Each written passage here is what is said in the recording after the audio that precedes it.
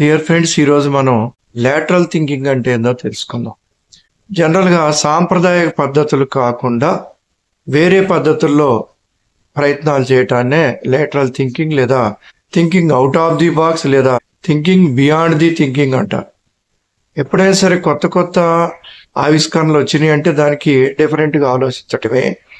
ఒకప్పుడు 5 days match ఉండేది, దాన్ని 1 day మ్యాచ్ మార్చారు.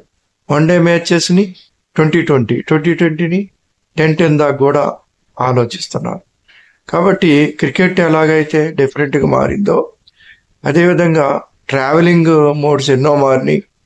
తర్వాత తాటింది అనేవాడు ఉంటే వాటిని తలంది అనేవాడు.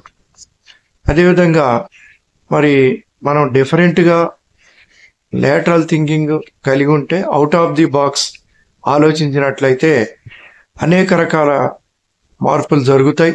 ఒక విభిన్నమైనటువంటి క్రియేటివిటీ డెవలప్ అవుతుంది. ఈ క్రియేటివిటీ ఉండటం వల్లనే మనం ఇంటర్నెట్లు, వైఫైలు, మరి ఆర్టిఫిషియల్ ఇంటెలిజెన్స్ దాకా ముందుకెళ్ళగాలి. కాబట్టి లేటరల్ థింకింగ్ అనేది ఎల్లప్పుడూ కూడా మనం అలవాటు చేసుకోవాలి.